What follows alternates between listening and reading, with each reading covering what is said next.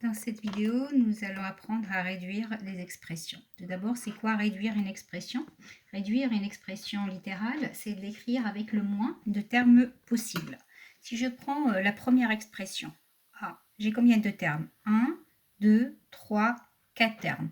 Je vais essayer de voir si je ne peux pas regrouper, ensuite calculer, de faire des calculs, de telle sorte à avoir moins de termes. Donc, la méthode qu'on avait vue pour regrouper, pour réduire une expression, c'est tout d'abord rassembler les termes semblables, effectuer les calculs et puis regrouper les termes dans l'ordre décroissant des exposants. Donc la première étape, c'est les termes semblables. Ici, quels sont les termes semblables? J'ai un terme en x au carré. Je vais regarder si j'ai pas un autre terme en x au carré. Je regarde, là c'est 4, c'est un nombre, donc c'est constant. Là, j'ai 2x au carré. Donc, je peux bien regrouper 5x au carré avec 2x au carré. C'est ce que je vais écrire. Donc, égal 5x au carré. Et je vais aller chercher 2x au carré pour le regrouper avec 5x au carré. Et ensuite, j'ai 4. Et je regarde si je n'ai pas un autre nombre. J'ai moins 1. Donc, je vais regrouper 4 avec moins 1. Et ensuite, je fais les calculs. Donc ici, 5x au carré plus 2x au carré. 5 plus 2 égale à 7. Ça fait 7x au carré. Plus 4 moins 1 égale à 3. Donc là, vous regardez, donc elle est bien réduite. J'avais 1, 2, 3, 4 termes. Et là, j'ai 2 termes. Donc j'ai réduit mon expression. Bon, là, il n'y a pas de... C'est déjà dans l'ordre. Donc, je n'ai pas à la mettre dans l'ordre. On va voir une autre expression. B égale à 5x au carré moins 7 plus 3x au cube moins 9x moins 2x au carré plus 11 plus 14x au carré. Donc là, j'ai 1, 2, 3, 4, 5, 6, 7 termes. De la même manière que tout à l'heure, je vais regrouper donc les termes semblables. Donc ici, j'ai un terme en x au carré. Je vais regarder si j'en ai pas un autre. Donc c'est là non, x au cube, x. Là, j'ai un terme en x au carré. 11, donc j'ai non, et puis 14 x au cube, non. Donc je peux regrouper 5 x au carré et moins 2x au carré.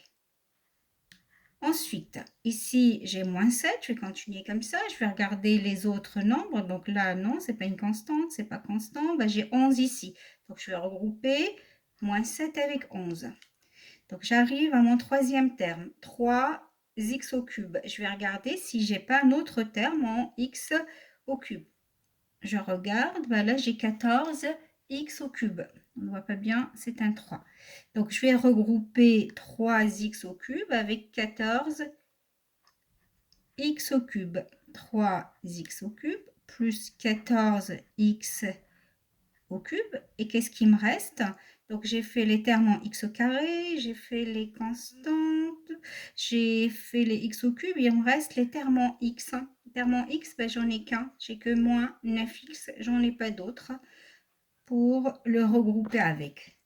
Voilà. Ensuite, on va effectuer les calculs. Donc ici, 5 moins 2 est égal à 3, donc 3x au carré. Moins 7 plus 11, ça fait plus 4.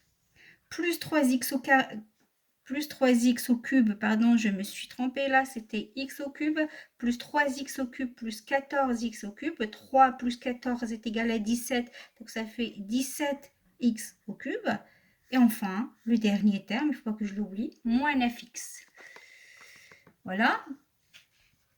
Donc maintenant, la deuxième étape, on ne va pas les laisser comme ça. Bon, là, on les a réduits, je ne peux rien faire d'autre.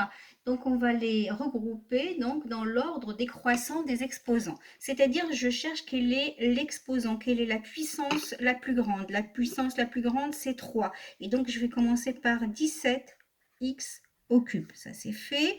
Ensuite, le suivant, c'est x au carré. Là, j'ai x au carré, donc plus 3x au carré moins 9x plus 4. Donc ici, j'ai réduit mon expression et ensuite je l'ai ordonnée.